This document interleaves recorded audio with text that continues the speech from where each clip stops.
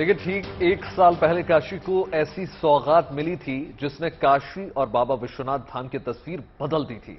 आज उसी काशी विश्वनाथ कॉरिडोर को एक साल पूरा हो गया है और जश्न का माहौल देखने को मिल रहा है।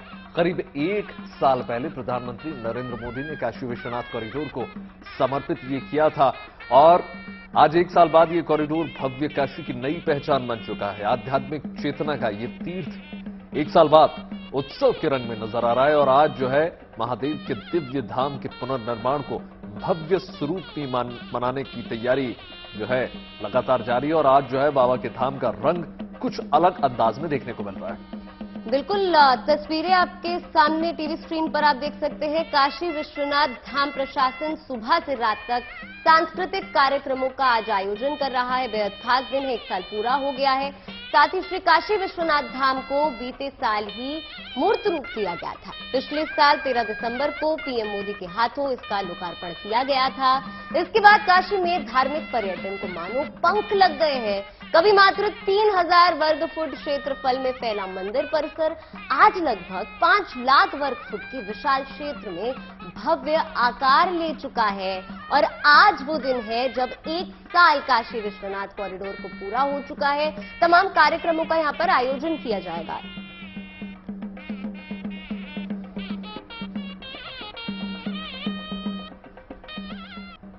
थोड़ी देर में शिल्पी हमारे साथ जुड़ जाएंगी और आपको तस्वीरें दिखाएंगे शानदार, लेकिन उससे पहले आपको एक रिपोर्ट दिखाते हैं तो कैसे आज मनाया जाने वाला है काशी विश्वनाथ धाम में लोकार्पण का उत्सव।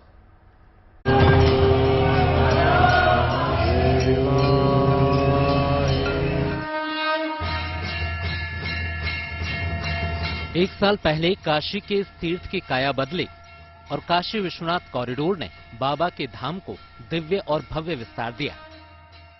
बाबा विश्वनाथ कॉरिडोर का ये भव्य रूप अब काशी की नई पहचान है। ठीक एक साल पहले आज के ही दिन प्रधानमंत्री मोदी ने काशी विश्वनाथ कॉरिडोर का लोकार्पण किया था। कॉरिडोर बनाए जाने के एक साल पूरा होने पर आज काशी को फिर से सजाया गया है। उत्सव की भव्य तैयारी की गई है। हम लोग तो अपना जो धाम के अंदर कर रहे हैं इन सब चीज़ों को वो एक बृहद रूप से विशेष रूप से कर रहे हैं। लोग काशीवासी भी शिव बारात और इन चीज़ों को निकाल रहे हैं, जो कि एक बड़ा ही अच्छा है कि धाम का एक स्वरूप जो पहले स्वरूप हुआ करता था सभी का जुड़ाव उससे जुड़ रहे हैं। तो ये एक सुखद और पूरा दिन हम लोग इस तरह के कार्यक्रम करेंगे। इस खास मौके पर आज कई कार्यक्रम आयोजित किए जा रहे हैं। बैंड बाजे के साथ काशीवासी अपने आराध्य देव की बारात निकालेंगे। हवन पूजन के अलावा भव्य संगीत कार्यक्रम भी होगा, जिसमें जानी मानी गायिका अनुराधा पौडवाल अपने सुरों का जादू बिखेरेंगी। इस अवसर पर विद्वानों को सम्मानित भी किया जाएगा। शाम को सांस्कृतिक कार्यक्रमों की झलक भी देखने को मिलेगी। तो 13 दिसंबर को हम लोग एक यादगार रूप में मनाने के लिए सुबह से ही कई कार्यक्रम हम लोगों ने प्रस्तावित किए हैं। सुबह हवन पूजन का कार्यक्रम रखा है, फिर कुछ विद्वानों का सम्मान रखा है, गोष्ठी भी रखी गई है कि मंदिर का कैसे एक सामाजिक सरोकार है उसका, उस विषय पे चर्चा हो काशी के विद्वानों का। शाम को कुछ एक सांस्कृतिक प्रोग्राम भी रखा गया जिसमें कि अनुराधा पौडवाल जी के भजन है। इस तरह से चीज़ों का एक उद्देश्य है कि ज़्यादा से ज़्यादा लोगों को जोड़ा जाए इस धाम से। काशी में आज हो रहे भव्य आयोजन का मकसद ज्यादा से ज्यादा लोगों को शिव के इस अनुपम धाम से जोड़ना है। असल में इस कॉरिडोर के बन जाने से इस तीर्थ स्थान को एक नई पहचान मिली है। दिव्य काशी में भक्तों के लिए दर्शन का आनंद भी कई गुना बढ़ गया है, क्योंकि इस कॉरिडोर की वजह से अब भक्तों को तंग गलियों से होकर नहीं गुजरना पड़ता। आधुनिक सुविधाओं ने काशी में तीर्थ को बेहद सुगम बना दिया है। पिछले एक साल में काशी की रंगत पूरी तरह से बदल गई है और देश भर में ही नहीं, विश्व पटल पर भी काशी को नई पहचान मिली है। यही वजह है कि काशी विश्वनाथ कॉरिडोर की पहली वर्षगांठ उत्सव की सौगात लाई है। शिल्पी सेन के साथ Roshan Jaiswal, Varanasi, good news today. देखिए, काशी विश्वनाथ धाम को एक साल हो गया प्रधानमंत्री नरेंद्र मोदी ने देश के नाम समर्पित किया था। हमारे साथ हमारी संवाददाता शिल्पी सेन जुड़ी हुई हैं काशी से। शिल्पी, पहले तो मैं कहूंगी कि आज आप इतनी भाग्यशाली हैं कि आप इस पवित्र धाम में हैं और आज जब एक साल पूरा हो गया है, शिल्पी किस तरीके की तस्वीरें वहां से सामने आ गई हैं? क्योंकि जाहिर सी बात है कि लोगों का तांता तो सुबह से ही लगा होगा।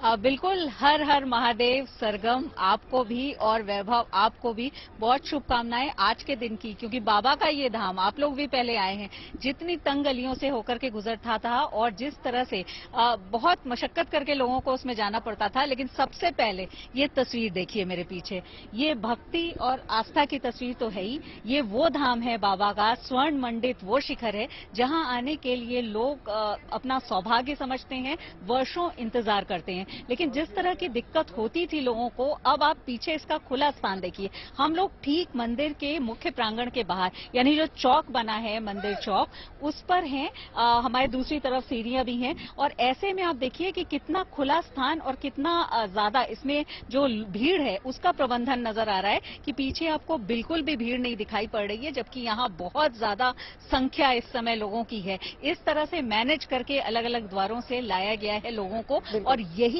खूबी है, यही इस धाम की खूबसूरती को बढ़ाने के लिए जो इसका पुनर्निर्माण हुआ है, यही इसकी खासियत है। मेरे वीडियो जर्नलिस्ट रोहित मिश्रा आपको दिखा रहे हैं, एक आप देख रहे होंगे फूलों से सजा हुआ ये मंडप है, यहाँ पर हवन पूजन होगा आज के इस विशेष दिन के लिए। और इससे अलग आप देखिए ये जो कुर्सियां हैं, ये हैं जहाँ पर लोग बैठेंगे, तो ये सब कुछ बाबा के प्रांगण में यहाँ से बैठ करके वो बाबा का शिखर देख पाएंगे। पहले जहाँ इसकी कल्पना भी करना मुश्किल था। जो लोग हैं वो इस बात से खुश हैं, बहुत सारे लोग जो दर्शन करके आए हैं उनसे हम बात भी करते हैं। आप कहाँ से आई हैं? My self Aishwarya, I am from Bangalore, like Karnataka से हूँ मैं। And it was a taboo till date, like 20s उम्र में like काशी आने का, like it was a different experience, like a very spiritual and मेरा like all my grandparents used to tell, like Kashi था, like like it wasn't that clean Safi, like it was not like साफ नहीं था वो काशी, और now it's like the whole corridor is so beautiful and like it's so encouraging for the youth, and Varanasi is now the city of everyone. And बिल्कुल, ये देखिए इन्होंने साफ नहीं था बताया भी, और लेकिन इन्होंने ये सुना था, लेकिन अब जिस तरह से ये साफ हुआ है। आप बताइए, आप कहाँ से हैं? बिहार से हैं। आप बिहार से आए, पहले आए हैं बाबा के धाम या पहली बार आए? पहली बार आए हैं बाबा। कैसा लगा आपको? बहुत अच्छा लगा बाबा का धाम, और बहुत बढ़िया है, भव्य तरीका से बनाया गया। आप बताइए, आप कहाँ से आई? लखनऊ से आई। अच्छा, लखनऊ से आई हैं, मैं भी लखनऊ से आई हूँ यहाँ पर। लेकिन ये बताइए कि जिस तरह से पहले आने पर यहाँ बहुत ज्यादा सकरी गलियों से गुजरना पड़ता था, भीड़ होती थी, तब आई थी, मेरे फादर यहाँ पोस्टेड थे, मगर तब के और अब के मंदिर में तो बहुत फर्क, इतना मोदी जी ने इसको किया है कि हम लोग बहुत खुश हैं और हम बार बार यहाँ आना चाहते हैं। बहुत अच्छा। एक साल जो पूरा हुआ है वो देखिए लोगों के चेहरे पर किस तरह से खुशी ला रहा है, वो यहाँ की व्यवस्था की वजह से, ये जो पुनर्निर्माण हुआ है काशी कॉरिडोर का, इसकी वजह से है। हम कन्नड़ा बोलना, हम बेंगलुरु से आया, हम Karnataka, and that first time ಆಯಾ. ನಾವು ತುಂಬಾ ವರ್ಷದಿಂದ ಬರ್ತಾ ಇದೀವಿ, ನಮ್ಮ ರಿಲೇಷನ್ಸ್ ಎಲ್ಲ ಬರ್ತಾ ತುಂಬಾ ಕಷ್ಟಪಟ್ಟಿದ್ದಾರೆ, ತುಂಬಾ ಅಜ್ಜಿಗಳು ಮುದುಕಿಗಳು, ಆದ್ರೆ ಈಗ ತುಂಬಾ ಅನುಕೂಲ ಮಾಡಿಕೊಟ್ಟಿದ್ದಾರೆ. ಮೋದಿಗೆ ತುಂಬಾ ಥ್ಯಾಂಕ್ಸ್ ಅಷ್ಟೇ. देखिए भाषा भले ही आपको समझ में ना आए, लेकिन भाव समझिए, इनकी खुशी समझिए, क्योंकि ये वो बात है जो काशी को, बाबा को जोड़ती है अपने भक्तों से। आप बताइए, आप कहाँ से आए हैं? हम नागपुर से आए हैं। नागपुर से आई हैं। ये बताइए, पहले आई हैं या पहली बार यहाँ? पहली बार आई हूँ, मगर बार बार आऊंगी। अब इतना सुंदर दर्शन हुआ है यहाँ, और इतना सुंदर मंदिर का प्रांगण है, बहुत आनंद आया। बिल्कुल, देखिए पहले 3000 वर्ग फुट का था, लेकिन अब 5 लाख वर्ग फुट से ज्यादा का है, तो आप इसकी भव्यता समझ सकते हैं। और एक साल में अगर मैं आपको जल्दी से बताऊं तो बाबा के भक्त यहाँ इतनी ज्यादा संख्या में आए हैं कि सारे रिकॉर्ड टूट गए हैं। वैसे तो बाबा के सामने धन संपदा का कोई मोल नहीं है, लेकिन कल ही जो मंदिर ट्रस्ट ने बताया है वो ये कि जब से लोकार्पण हुआ है काशी कॉरिडोर का, इतनी ज्यादा संख्या यहाँ लोगों की, श्रद्धालुओं की, पर्यटकों की बढ़ी है कि 1 करोड़ से ज्यादा का चढ़ावा, 100 करोड़ से ज्यादा का चढ़ावा आया है। महीने में 1 करोड़ से ज्यादा का चढ़ावा। आप सोच सकते हैं कि 100 करोड़ से ज्यादा का चढ़ावा बाबा को लोगों ने श्रद्धा से अर्पित किया है। लेकिन उससे भी सबसे बड़ी बात ये, जिस तरह से ये मंदिर का शिखर है, आप देखिए, देखने के लिए लोग,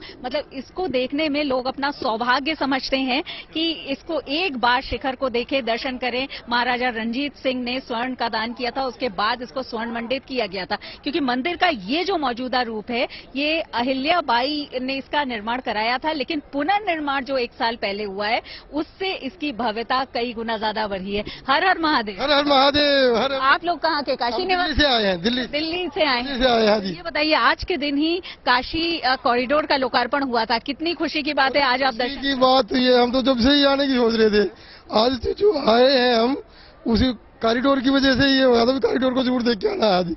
हर हर मोदी, घर घर मोदी। बताइए आप कहाँ से? बिल्कुल, हम तो वैसे वही नांगलोई से आए हैं, दिल्ली से ही, लेकिन हमें ये नहीं पता था कि आज 1 साल हुआ है, लेकिन बहुत जब से देखा था बहुत ही इच्छा थी आने की। देखिए, ये नहीं पता था कि 1 साल हुआ है, लेकिन 1 साल आज जब इनको पता चला। आप मेरे पीछे देखिए, जो ये सजावट की गई है, लाइटिंग की व्यवस्था है, क्योंकि शाम को यहाँ पर भजन संध्या भी होगी। अनुराधा पौडवाल यहाँ पर भजन प्रस्तुत करेंगी। और सबसे बड़ी बात यह है कि बाबा के मुख्य मंदिर के प्रांगण के सामने, यानी उनके शिखर के सामने इस तरह से भजन, और लोग उसको बैठ करके सुनेंगे, इसकी कल्पना भी वो लोग नहीं कर पाए थे जो पहले यहाँ आए हैं, जिन्होंने यहाँ की संकरी गलियों को देखा है, क्योंकि किस तरह से उसमें जाना पड़ता था, और जब तक आपके मन में, जब तक आप दर्शन करते थे, तब तक आपको बाहर निकल जाना पड़ता था। इधर मेरे पीछे देखिए, ये जो सजावट है, ये बाबा के आज के दिन को विशेष जो दिन है उसके लिए है। यहाँ हवन पूजन का कार्यक्रम ट्रस्ट की तरफ से किया गया है। आपसे पूछना चाहूंगी, क्या होगा यहाँ पर? हवन पूजन तो है ही, जैसे बताया गया है। भगवान, ये परम पावन भगवान काशी विश्वनाथ जी के दरबार में आज का यह यज्ञ आयोजन जन कल्याण के लिए, जनमानस के उद्धार के लिए, और कह सकते हैं कि सभी ज्ञाता ज्ञात दोष के निवारण के लिए ही भगवान के दरबार में यह हवन पूजन हो रहा है। जिस प्रकार से यहाँ पे सुविधाएं बढ़ी हैं भक्तों के लिए, दर्शन इतना सुगम हो गया है, उसी का क्रम यह है कि ये विशाल परिसर में इस तरह का आयोजन बाबा के दरबार में ब्राह्मणों के द्वारा होगा। लोका समस्ता सुखिनो भवन्तु, यही कामना, यही कामना ही मूल है। बिल्कुल, यही कामना ही बाबा के दर्शन जो लोग करते हैं वो अपने लिए तो आप दे रही हैं कि इस प्रकार से न सिर्फ पर्यटन बढ़ा है, बल्कि 5 लाख वर्ग फुट का ये जो काशी कॉरिडोर है, इसने तमाम क्षेत्रों में काशी को एक पहचान भी दिलाई, और उसी सिलसिले में हम आगे बढ़ रहे हैं। और जैसे कि आपने बताया कि 100 करोड़ का चढ़ावा चला है, और आपको बता दूं 40% जो चढ़ावा है वो ऑनलाइन थ्रू हुआ है। तो बहुत शुक्रिया आपका शिल्पी, तमाम जानकारी देने के लिए। शिल्पी हमारे साथ लगातार जुड़ी हुई। देखिए, एक तरफ काशी विश्वनाथ धाम जो है प्रोजेक्ट अपने लोकार्पण के 1 साल पूरे होने का उत्सव मना रहा है, तो वहीं काशी विश्वनाथ मंदिर ने दान के सभी पुराने रिकॉर्ड ध्वस्त कर दिए। पिछले साल आज ही के दिन प्रधानमंत्री नरेंद्र मोदी ने कॉरिडोर को श्रद्धालुओं को समर्पित किया था, जिसके बाद यहां पहुंचने वाले श्रद्धालुओं की संख्या ने पुराने सारे रिकॉर्ड्स ध्वस्त कर दिए।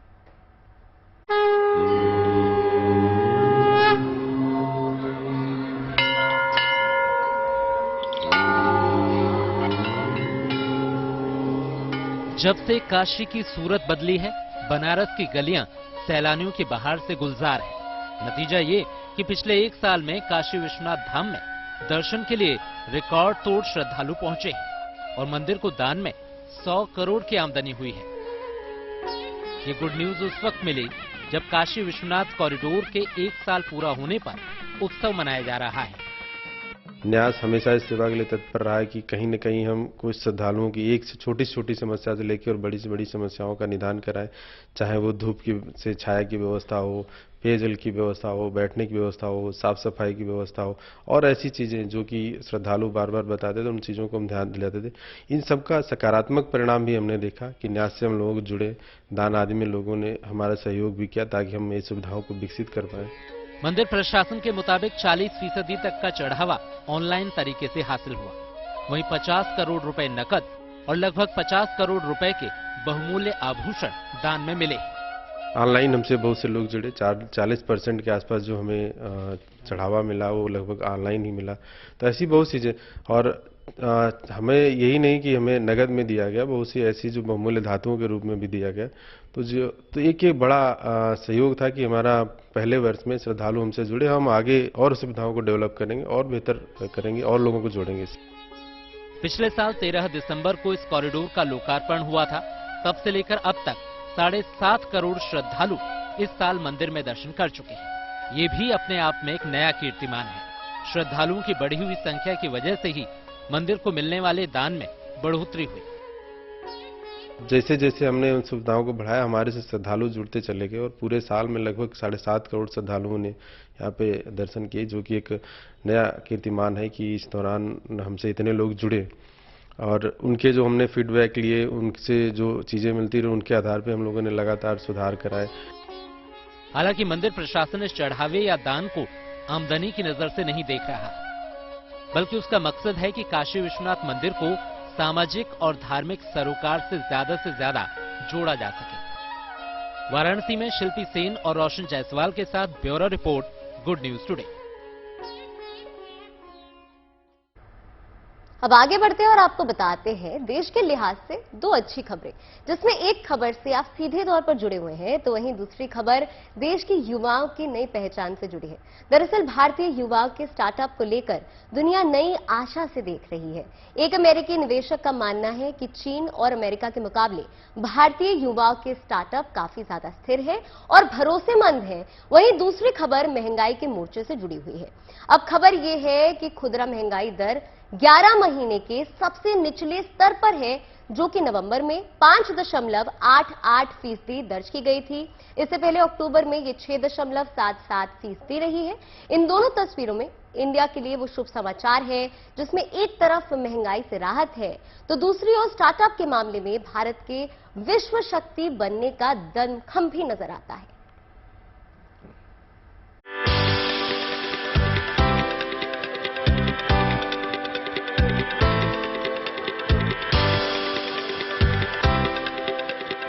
दुनिया भर में यंगिस्तान का डंका बज रहा है।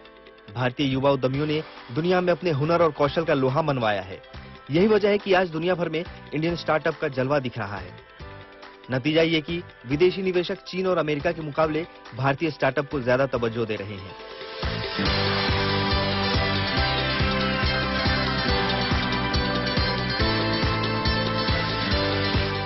अमेरिकी निवेशक ब्रेंडन रोजर्स का मानना है कि 2025 तक इंडियन स्टार्टअप की तादाद 1.5 लाख से ज्यादा होगी।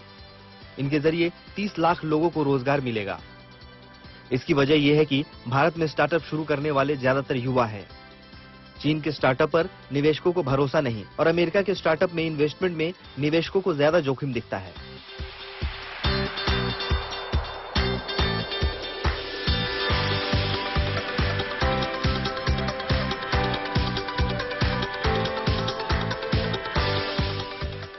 कुल मिलाकर भारतीय स्टार्टअप पर दुनिया को ज्यादा भरोसा है।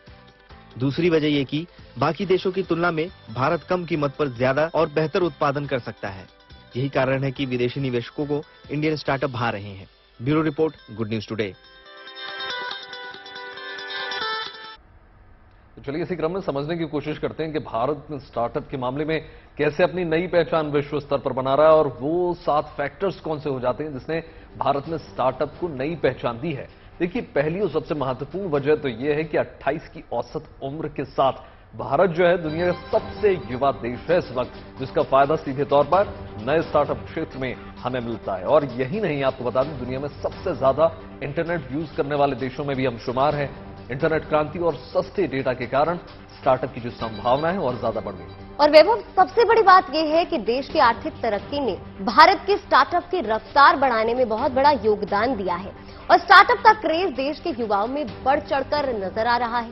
अपनी काबिलियत और अपनी डिग्री को युवा अपने सपने पूरा करने में इन्वेस्ट कर रहे हैं। बिल्कुल, देखिए, उम्मीद यही है कि साल 2025 तक स्टार्टअप से करीब 32 लाख नई नौकरियों की संभावनाएं खुलेंगी। इन्हें स्टार्टअप में 2025 तक विदेशी निवेश बढ़कर $150 अरब होने की अनुमान जताया जा रहा है। सरकार बिल्कुल, अब पिछले कुछ महीनों में स्टार्टअप में फंडिंग की जो रफ्तार है थोड़ी धीमी जरूर पड़ी है, लेकिन इसी साल नवंबर में स्टार्टअप में $1.27 अरब की फंडिंग हुई है, जो कि शुभ संकेत जरूर दे रहे हैं। और अब बात हिंदुस्तान के जवानों की उस जाबाजी की करते हैं जिसने चीन को पीछे हटने पर मजबूर कर दिया। दरअसल तवांग में 17,000 फीट की ऊंचाई पर ड्रैगन एक बड़ी साजिश को अंजाम देने की फिराक में था। चीनी सैनिक भारतीय पोस्ट को तोड़ना चाहते थे, लेकिन भारतीय जवानों ने चीन के मंसूबों पर पानी फेर दिया। देखिए हमारी रिपोर्ट।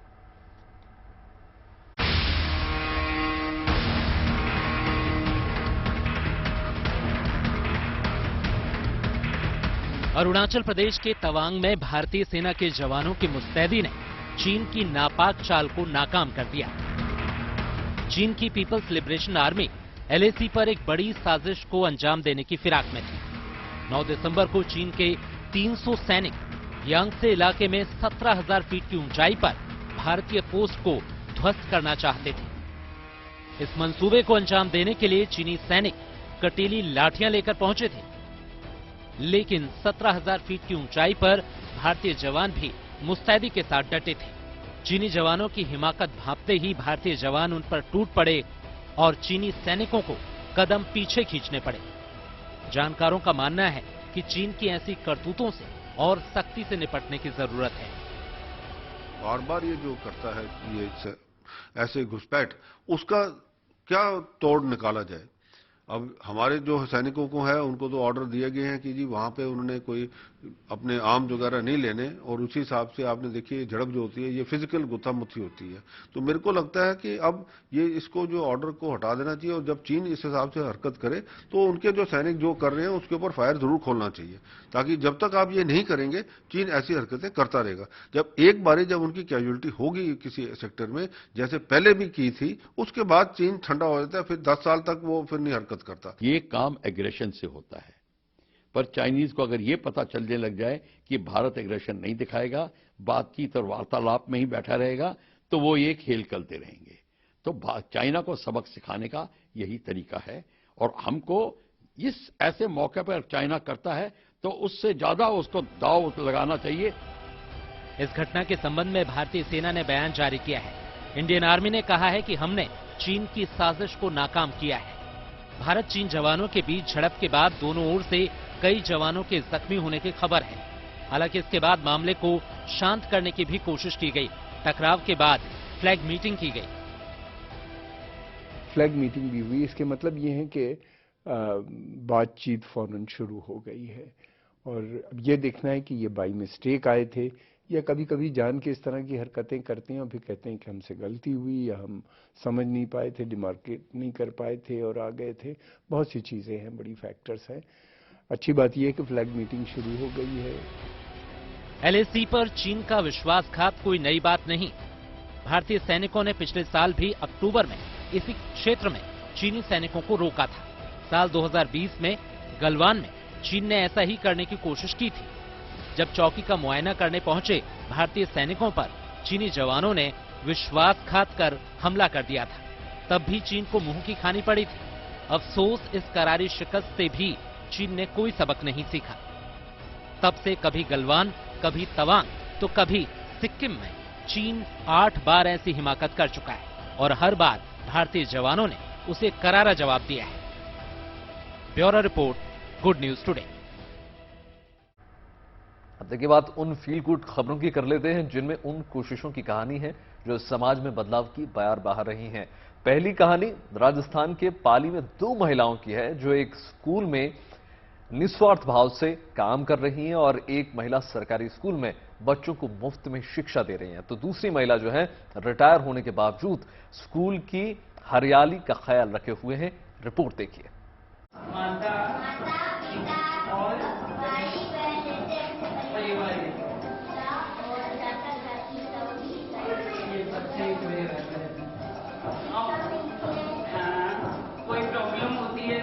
जब शिक्षक दोस्त बन जाए तो बच्चों के लिए पढ़ाई आसान हो जाती है।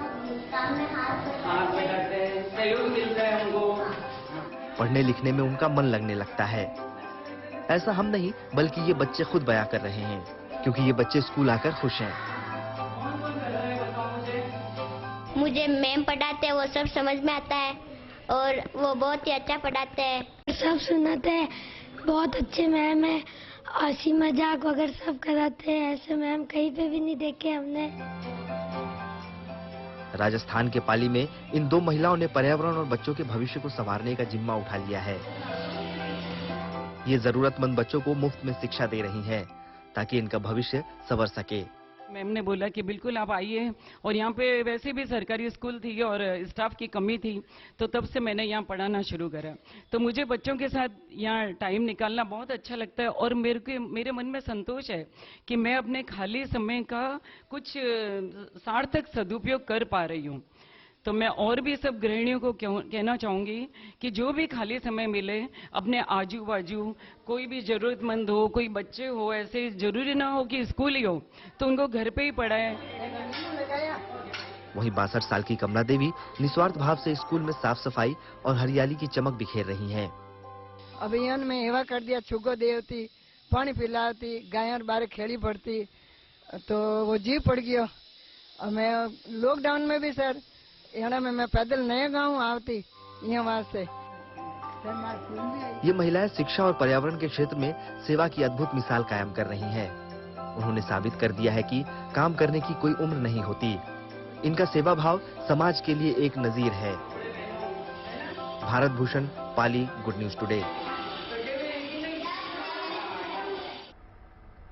ग्वालियर में एक महिला सब इंस्पेक्टर की जमकर तारीफ हो रही है। सोनम पराशर नाम की इस महिला ट्रैफिक पुलिसकर्मी ने गजब की सूझबूझ दिखाई और हार्ट अटैक से एक राहगीर की जान बचाई। दिल का दौरा पड़ने से अनिल उपाध्याय नाम का शख्स बेहोश होकर सड़क पर गिर पड़ा था। जैसे ही सोनम ने उन्हें देखा, वो मदद के लिए दौड़ पड़ी। सोनम पराशर ने तुरंत इस शख्स को सीपीआर दिया। इसके बाद अस्पताल में भर्ती कराया और उनकी जान बचाई।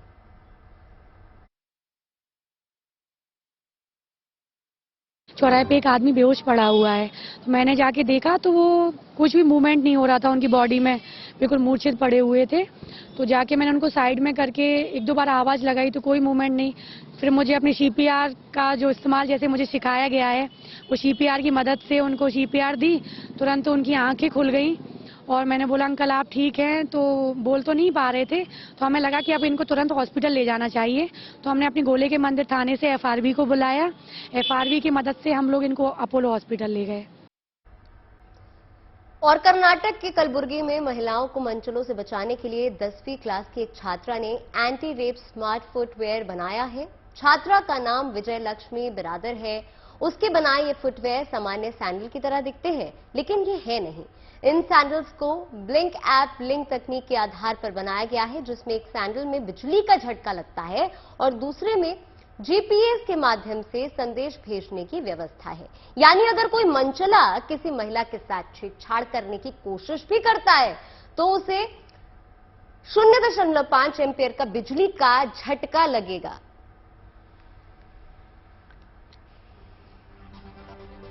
और अगली खबर जो है तेलंगाना से है, जहां हैदराबाद की चार मीनार और चाय की दीवाने ने अपना एक चाय का कैफे बना डाला और उसको नाम दिया है चाय मीनार। जी हां, कैफे के मालिक विजय राघवेंद्र नाम के इस शख्स को चार मीनार पहले ही नजर में आंखों में बस गया था और फिर जो है चाय मीनार कैफे का एक ख्याल उसके दिमाग में आया और उस पर काम करना लगातार शुरू किया गया। और अब जो है चार मीनार और चाय के दीदार के शौकीन रोज चाय मीनार में आते हैं और पसंदीदा चाय का लुत्फ उठाते हैं, चुस्कियां लेते हैं।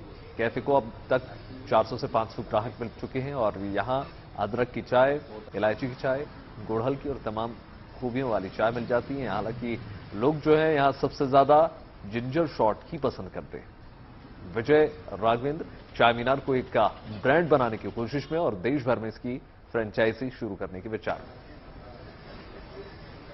मैं एक्चुअली ये चाय मीनार बोले तो ये लैंडमार्क है, हैदराबाद तेलंगाना का लैंडमार्क है। एक्चुअली मैं उसको एक ब्रांड बनाना है। ये ब्रांड को एक रिस्पेक्ट है, ये रिस्पेक्ट के बारे में भी उसका एक ब्रांड बनाना है। कॉफी का बोले तो एक ब्रांड है, चाय बोले तो ये ज्यादा कंपनीज आया मगर सर्विस सेक्टर्स एक गली में पिए तो और एक गली में ज्यादा टेस्ट डिफरेंट आ जाता। इसको ब्रांड बनाना है। चाय को चाय मीनार बोले तो एक ब्रांड बनाना है, इसलिए मैं चाय मीनार शुरू करती है मैं एक्चुअली। ओडिशा की राजधानी भुवनेश्वर में हॉकी वर्ल्ड कप 2023 की जो तैयारियां हैं वो जोरों पर है। राज्य सरकार जोर शोर से इसके लिए जुट गई है।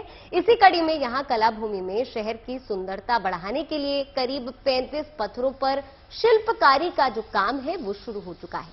इन पत्थरों पर आधुनिक और हॉकी थीम पर आधारित शिल्पकारी की जा रही है ताकि शहर की विरासत को इस शिल्पकारी के जरिए सहेजा जा सके और ज्यादा से ज्यादा लोगों को हॉकी वर्ल्ड कप के लिए लुभाया जा सके। सुदर्शन पटनायक जैसे कलाकारों की अगुवाई में जो टीम है वो काम कर रही है। उनका कहना है कि ये शिल्पकारी भुवनेश्वर की पहचान है और वर्ल्ड कप के दौरान दूर दूर से लोग आएंगे और इस पहचान को अंतर्राष्ट्रीय स्तर पर सम्मान और सराहना मिलेगी। बहुत सारे आर्ट एंड एक्टिविटीज हो रहा है। एंटायर सिटीज में आप देख सकते हैं कि हर दीवार पे पेंटिंग चल रही है और यहाँ पर स्पेशली जो स्टोन कार्विंग और स्क्रैप कार्विंग, टेराकोटा वर्क, ये सब मिलके यहाँ पर बन रही है कि ये शहर की डिफरेंट प्लेसेस में प्लेसमेंट होगा और उसके बाद जितने सारे लोग देश विदेश से आएंगे हमारा उड़ीसा की जो आर्ट एंड कल्चर को एक साथ देख सकते हैं। तो इसलिए एक यूनिक वे से किया गया है हमारा ललित कला अकादमी की तरफ से। देखिए, उदयपुर शहर में हर साल जो है देशी विदेशी पर्यटक घूमने आते हैं और इन सबके आकर्षण का केंद्र जो होता है वो होता है यहाँ की जलाशयों में आने वाले मेहमान पक्षी। सर्दियों की शुरुआत के साथ ही मेवाड़ क्षेत्र में जलाशयों में विदेशी प्रवासी परिंदे जो हैं आना शुरू हो जाते हैं और साल के 4 महीने ये प्रवासी पंछी हजारों किलोमीटर की यात्रा करके मेवाड़ के इन जलाशयों में अपना बसेरा बना लेते हैं। उदयपुर के करीब 4 जलाशय ऐसे हैं जिन्हें ग्रामीणों ने इन परिंदों के लिए आरक्षित कर रखा है और यूरोपियन देशों में सर्दी अधिक होने की वजह से ये पंछी यहां पहुंचते हैं और हर साल इनकी संख्या में बढ़ोतरी हो जाती है। अभी करीब 150 प्रकार के पंछियों की प्रजातियां यहां पर पहुंची हुई हैं और लोगों के आकर्षण का लगातार केंद्र बनी हुई है। तो चलिए अब आगे बढ़ते हैं और रुक करते हैं कश्मीर का। तो घाटी में इन दिनों जन्नत का नजारा है क्योंकि कई इलाकों में बर्फबारी शुरू हो चुकी है और ये सीजन पर्यटन के लिहाज से भी काफी अहम माना जाता है। लिहाजा पर्यटन को बढ़ावा देने के मकसद से कश्मीर में चुलाई कला महोत्सव का आयोजन किया जा रहा है। देखिए हमारी रिपोर्ट।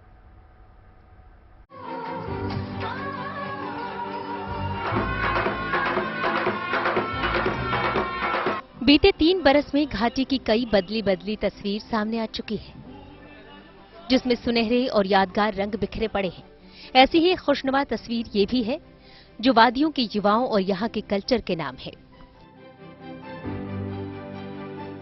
इसमें लोगों को गाते, झूमते और खुशियां मनाते देखा जा सकता है। गोलियों की गर्जना से दूर गीतों की ये गूंज बताने के लिए काफी है कि हालात बदलते ही तस्वीरें बदल जाती हैं। ये तस्वीरें सेना की तरफ से आयोजित किए गए जश्न चिल्लई कला की है, जिसका तीसरी बार आयोजन शोपियां में किया गया। कश्मीर की संस्कृति के संरक्षण के लिए होने वाले इस कार्यक्रम का मकसद युवाओं को जोड़ना रहा। इसकी शुरुआत कबूतर उड़ाकर की गई। यहाँ घाटी के युवाओं ने गीत संगीत के कार्यक्रम पेश किए, जिसमें कश्मीर की लोक संस्कृति की खुशबू बिखरी नजर आई। जनता के लिए सभी का क्या बोलते हैं कोऑर्डिनेटेड एफर्ट है। लोगों से नजदीकियां और बढ़े, प्रशासन और इतने भी फोर्सेस हैं, खासकर आर्मी का, उनकी नजदीकियां और बढ़े, लोगों में और मतलब एक तरीके से कोऑपरेशन की भावना पैदा हो, इसलिए ऐसा उसके मद्देनजर प्रोग्राम हुआ। 2 दिन तक चलने वाले इस प्रोग्राम में शिरकत करने दूर दराज से लोग भी आए हैं। यहाँ कश्मीरियों के प्रोडक्ट्स, जिनमें क्राफ्ट, फूड और दूसरी चीजें शामिल हैं, उनकी एक प्रदर्शनी भी लगाई गई। शुक्रिया कहना चाहेंगे जो कि यहाँ पे ऑर्गेनाइजर्स हैं जिन्होंने ये प्रोग्राम किया है यहाँ पे, क्योंकि यहाँ की जो यूथ है ये सब चीज़ों की ज़रूरत है यहाँ पे। क्योंकि अभी हम देख रहे हैं कि जो भी यहाँ पे हमारी यंग जनरेशन है ड्रग के साथ लग गई है। उससे बेटर है कि अगर वो म्यूजिक के साथ या किसी भी एक्टिविटी के साथ लगे।